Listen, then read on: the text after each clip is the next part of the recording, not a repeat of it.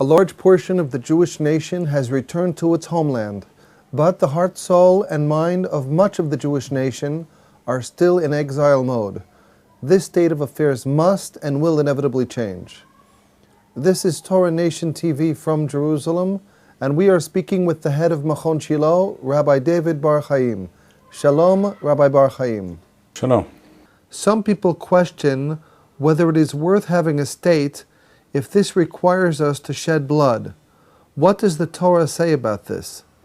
The assumption underlying that question, or that nagging doubt as to whether it is worth our while, so to speak, to have our own state in our own land, in Eretz Yisrael, if this requires us to be in a state of war, which we have been in from the inception of the state, and in fact well before that. This question is based on the assumption that killing, shedding blood, is always something negative, is always a crime. And this is not true.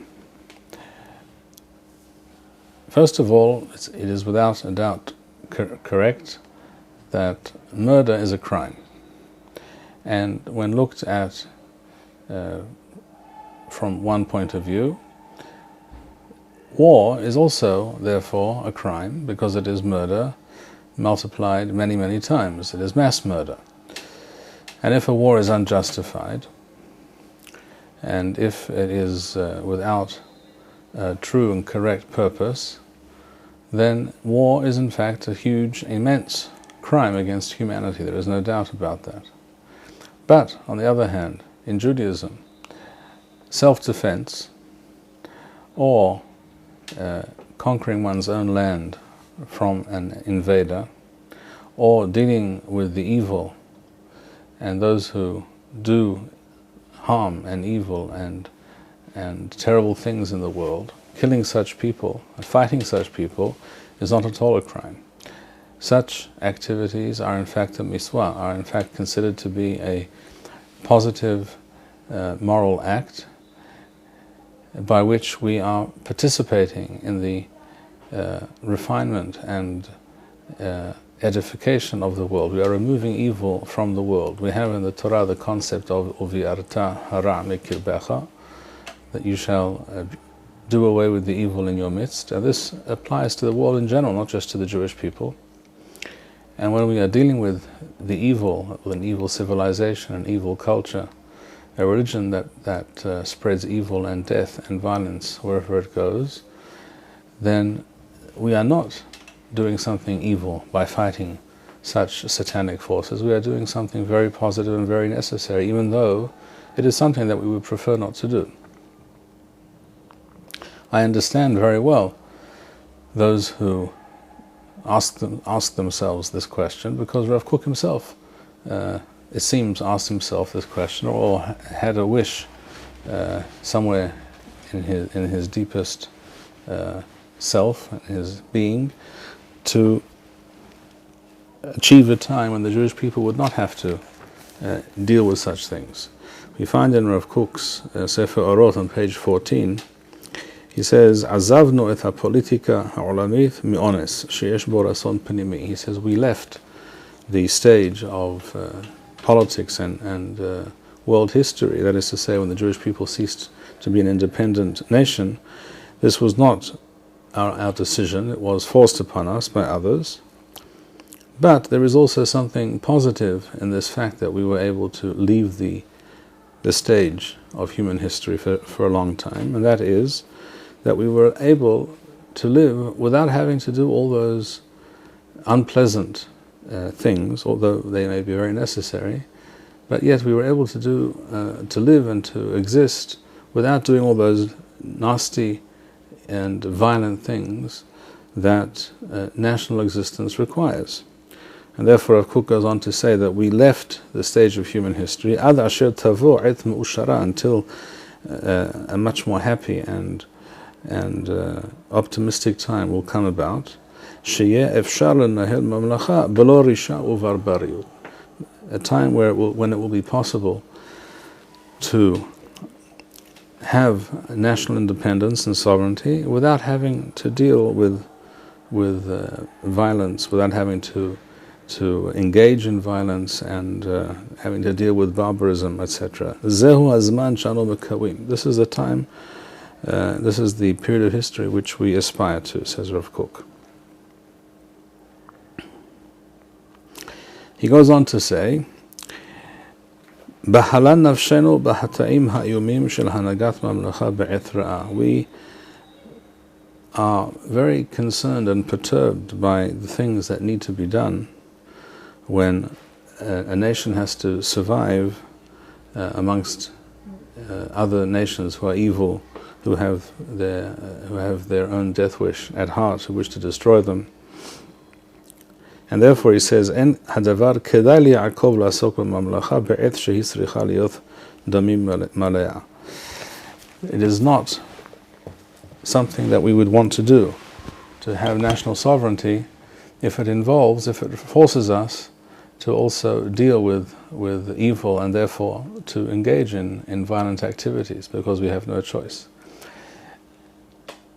This is all very well as far as it goes in terms of expressing our innermost wish and desire to live in a world of peace and harmony and not have to deal with evil.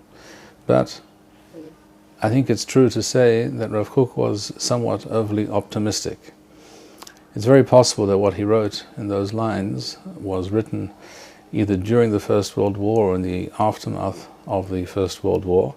And it's well known that throughout the world there was great horror and astonishment at the huge slaughter of soldiers in the fighting of that war, something which was unprecedented.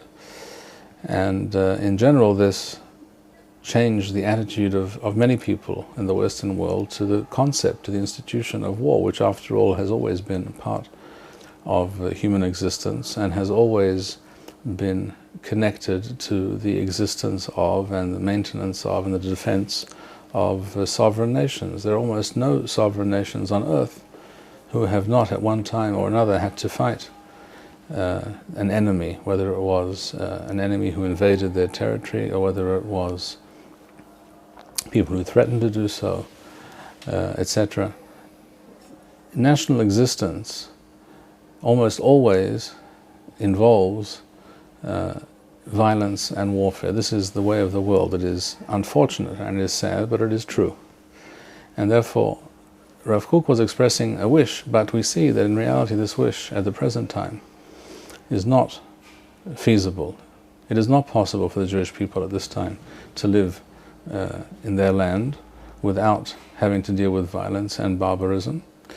One could also add, and this is equally true, that it is becoming more and more clear that we are not able to live almost anywhere in the world without having to deal with violence and barbarism. Because if we look around what we see in the world today, with the increase of anti-Semitism in the world in many different countries, Jews are becoming more and more frequently attacked, more regularly attacked and targeted, and they themselves are the victims of violence. If you want to avoid violence, not having a state is not much of a solution unless we have a death wish, unless we wish to commit suicide. Those who claim they would rather be killed, they would in fact rather offer their neck to the knife of the enemy rather than fight and shed the enemy's blood, such people are most definitely speaking, perhaps expressing their own opinion, but not expressing the opinion of the Torah. We of course have the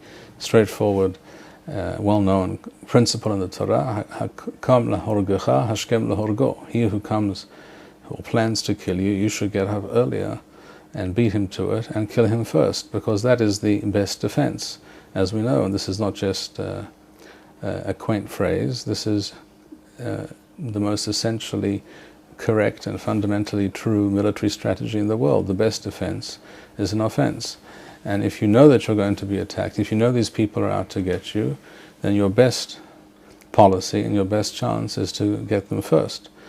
Again, this is not what we would always want to be doing, but we have no choice. This is the world in which we find ourselves, and this is therefore the world in which Hashem wants us to function and requires and even demands of us that we function. And the Torah was always based on the knowledge that we will have to deal with evil and fight wars as part of our national existence. In the Torah itself, we find statements such as "Ki teseh milhama alo yevecha," when you go out to fight and to make war against your enemies, for example. This is a pasuk in the Torah. The Torah is assuming, because it knows that this is the way of the world. The Torah is never suggesting that you can somehow get by without having to deal with war and evil. This is not possible. This is not the reality of the world, and therefore to speak or to speak about what we would like is one thing, but to claim that this can be our national policy,